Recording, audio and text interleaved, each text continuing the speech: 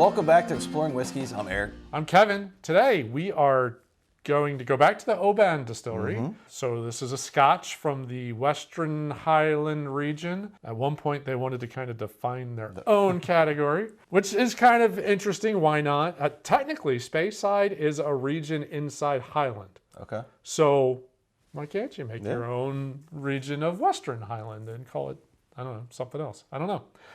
So this is the Oban Little Bay. We've already done the 14-year. And outside of the Little Bay and the 14-year, they have like a distiller select, and it's really all they have because they're owned by Diageo. And Diageo just kind of absorbs so much of the single malt whiskey from all their distilleries for Johnny Walker. So It's they're kind of important in the Scotch world. yeah, I'm thinking just sales volume wise, it probably makes sense to feed that beast. Yep. Got to keep it with the demand. So slightly, it's interesting in the color. The light blues and things like that. It's a little bit different. Their regular is more that cream color that's in there. So that's kind of a little interesting kind of idea. It looks kind of dark.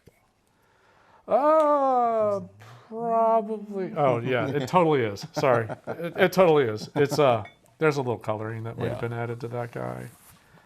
It should be a little bit darker because the idea behind this is taking Oban whiskey. It's not age statement, so it's probably not 14 years old, but they age it in really small casks.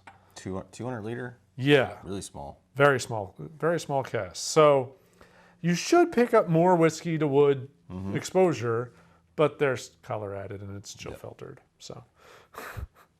And initially, this was only available duty-free? Yeah, this was a travel bottle for a while, but now it's more available because I did not get it at duty-free.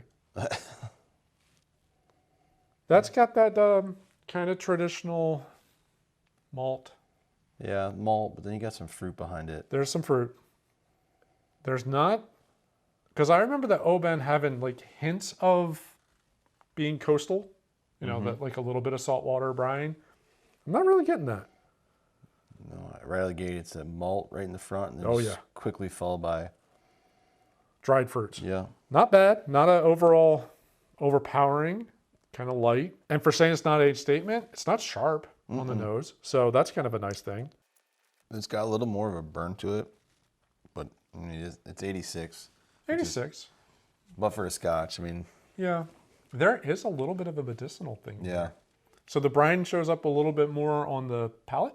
I wonder what would have caused that to not be apparent on the nose at all, but be pretty much there, very much there. But still, the fruits, the malts, it's not overly sweet like a honey background that you do get out of a lot of Highland Scotches. I'm not getting a big honey there. No, that finish is, it's a little warm, spicy. Well, kind of chew on it for a minute. I was going to say, define warm and spicy, because is it warm like, oh, wow, it's only 86 proof. So it's not, I don't think it's warm that way, but having that much wood exposure, maybe it's pulling in a lot of the oaky, barrely impact. It's not a bad bottle. I mean, I'm enjoying this whole.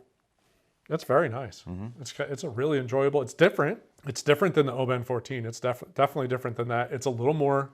We'll say it's more aggressive, like some of that spice note that comes through in there. I don't know. I feel like it drinks hotter than 86. I don't know why. I'm used to the 80s, but this one for sure drinks a little hotter. It's funny. It's got a couple different layers. Some of them are really nice. Some you're like, whoa, that's a little, the an ethanol heat, barrel impact. Not sure which way it is. And then, but the finish is, I get a nice little sweetness to it. Kind of that like sugary cereal is really kind of what the finish comes off to me. Little fruit in there, something along those lines. It is not the easiest bottle to find. Oban 14 is a lot easier to find, but I think all the Obans are a little harder to find. It's not super available. It's $75 $5-ish for this particular release, which is a little weird for, I think that's more expensive than their 14-year. And it's not 14-year, which makes me feel But it's their experiment bottle. it is a little bit of an experiment. Yep. The extra wood, the smaller barrels, there's an expense to all that. You need more barrels to bottle the same amount of alcohol. So I get that. For me, that peppery sticks around on the finish. Okay. I get it in the middle, but for me, it kind of disappears and I get more of a frosted, Fruit Loops. Like that kind of sugar cereal with a little bit of a fruit note in there. I don't really get that spice. Yeah, I get it on the tail end, right? You swallow, and then it's just sticking around.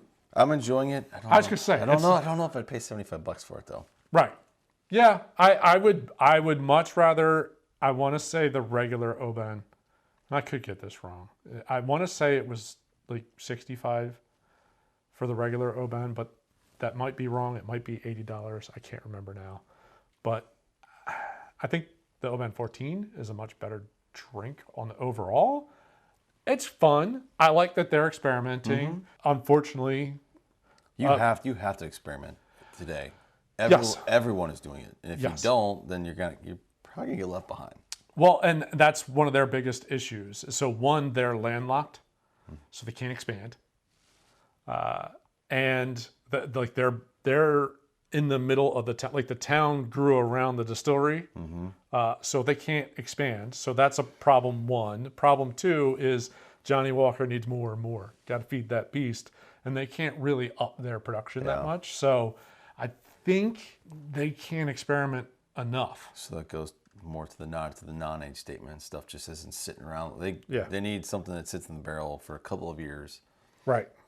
But I don't know how you do that in Scotland. It needs to be at least 3 years. That is the minimum to be Scotch. It has to be 3 years. So it's not going to have the barrel impact if you don't age it much longer than that. It's kind of they're in a rough spot. If I'm going to recommend, I would recommend the Oban 14.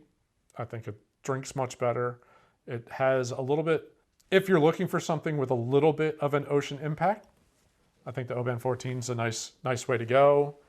This doesn't have it on the nose. There's a little bit in the palate that whatever medicinal something or other. I'm not overwhelmed on this one. No, I agree. Had to give it a shot. No, that's absolutely. I mean, it's not bad, and it's not that I won't drink the rest of this by any means. It's not a dumper I've seen that for some Facebook forums where that's a dumper. I don't know of any whiskey that. I've had one that I would love to have dumped instead of me dumping it down the drain. I snuck it into a buddy's Yeti as he was leaving. He thought it was water, and it was not water. It was the worst bourbon I've ever had. I don't know. What I would be interested, and I think we've said this on other episodes. It'll be interesting to come back to this. Like now that it's open, this was the very first time we poured out of it. Get a little more air in there. Does it open up a little bit more? I would drink this one with a small cube. Cool it off. Maybe open. Maybe I'm missing. Like again, I'm so stuck on the heat and the spice. I'm missing something. There's a decent amount of oil, so I could see that. I could see that opening up a little bit, breaking all that. Surface tension. Just a small one. Yeah. You don't need the big block. No. Yeah, it's not. It's still overall the total palate is. It's not overly aggressive. It's still pretty subtle. Or a lot of the notes are very subtle, so a big block would probably just water it all out. Live and learn, right? Yeah. Well, you're not gonna know if you like it or not unless you try it. That's correct. Yeah.